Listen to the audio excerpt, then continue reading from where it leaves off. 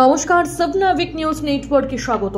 2024 লোকসভা নির্বাচনে বিরোধী হিসেবে বামেদের ভয় পাচ্ছে শাসক দল তৃণমূল। এ কথা বলছি কারণ জেলার বিভিন্ন প্রান্ত থেকে শিরোনামে উঠে আসছে বাম কর্মীদের আক্রান্ত হওয়ার ঘটনা এবং কাঠগড়ায় দাঁড়িয়ে সেই তৃণমূল কংগ্রেস।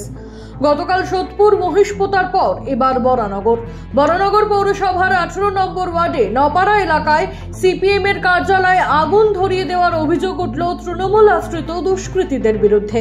রাতের অন্ধকারে কেরোসিন তেল ঢেলে আগুন লাগিয়ে দিয়েছে এমনটাই অভিযোগ সিপিএম এর। ঘটনাকে কেন্দ্র করে ব্যাপক চাঞ্চল্য ছড়িয়েছে এলাকায়। ঘটনা প্রসঙ্গে কি জানালেন প্রত্যক্ষদর্শী রণজিৎ মিত্র, শুনবো। 3টে নাগাদ এখান থেকে আমাদেরই পাড়ার দুজন যাচ্ছিলেন স্বামী স্ত্রী। ওরা প্রথমে দেখতে পায় যে পার্টি অফিসে এখানে আগুন জ্বলছে। তারপরে আমার পাশেই আমার বাড়িতে খবর দেয়, গিয়ে আওয়াজ দেয়। আমার দাদা বেরিয়ে আসে, এসে দেখে এখানে আগুন জ্বলছে। প্রথমে আমরা জল দিয়ে আগুনটাকে নিয়ন্ত্রণে আনি। তারপরে আমাদের যারা পার্টি কর্মী আছে তাদেরকে আমরা খবর দিই এবং প্রশাসনে খবর দেওয়া হয়। তারপরে এই হচ্ছে মেন বিষয়। যদি কালকে আগুনটা আমরা নিয়ন্ত্রণে না আনতে পারতাম, এই পার্টি অফিস লাগোয়ায় পরপর বাড়ি আছে, পুরো একটা ভয়াবহ একটা কাণ্ড কালকে ঘটে যেতে পারত। তো যে বা যারা এই ঘটনাটা ঘটেছে, আমরা তার দৃষ্টান্তমূলক শাস্তি দাবি করছি প্রশাসনের। এটা 2011-র সিপিএম নয়, এটা 2024-এর সিপিএম। তৃণমূল কংগ্রেস এটা মনে রাখুক। সাংবাদিকদের মুখোমুখি হয়ে কার্যত হুঁশিয়ারি দিলেন বরানগর উপনির্বাচনের সিপিআইএম প্রার্থী তন্ময় ভট্টাচার্য। তৃণমূল কংগ্রেসের দুষ্কৃতীরা ঘটিয়েছে রাতের অন্ধকারে। আমরা সৌভাগ্যবান, একটি ফ্যামিলি, স্বামী স্ত্রী দুজনেই ডেলিভারি বয়ের কাজ করেন। তারা রাত্রি 2:30টায় ফিরছিলেন। তারা ভিডিও করে প্রথম, ও বাবাই আমাদের কর্মী, ওর দাদাকে খবর দেয়। ওর দাদা বেরিয়ে এসে জল ঢালা শুরু করে। তারপর ওকে ডাকে, ও আসে। তারপর আশপাশের সব মা বোনেরা চলে আসেন, আশপাশের বাড়িঘরের। তারা সকলে এসে জল দিয়ে আগুন নেবান। পুলিশ ডাকা হয়, পুলিশ আসে, কিন্তু পুলিশ এসে জানায় যে সিসিটিভি অকেজো। আমরা বলছি সরকার অকেজো, মিউনিসিপ্যালিটি অকেজো, তো সিসিটিভি কেজো হবে কি করে? তৃণমূল কংগ্রেস তার দুষ্কৃতি কাউন্সিলরের নেতৃত্বাধীন দুষ্কৃতি। আর কত স্পষ্ট করে বলবো? আমরা আপাতত বলছি পুলিশ তার দায়িত্ব পালন করুক। যদি পুলিশ তার দায়িত্ব পালন না করে, আমরা 2 দিন দেখব, 3 দিন দেখব, 4 দিন দেখব। তারপরে তৃণমূল কংগ্রেসকে বুঝিয়ে দেবো এটা 2011-র সিপিএম না, এটা 2024-এর সিপিএম। অবশ্যই অভিযোগের যতগুলো আইনগত মাধ্যম আছে সব জায়গায় জানাবো।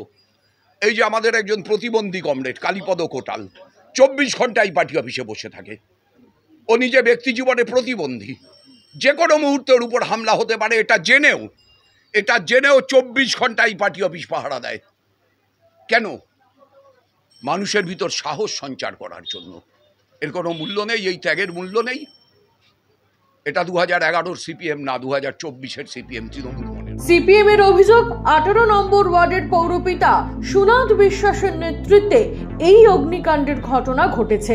যদিও সিপিএম এর অভিযোগ কার্যত হাওয়ায় উড়িয়ে দিয়ে গোটা ঘটনা সিপিএম এর অন্তর্দ্বন্দ্ব বলে পাল্টা অভিযোগ তুললেন সুনাদ বিশ্বাস।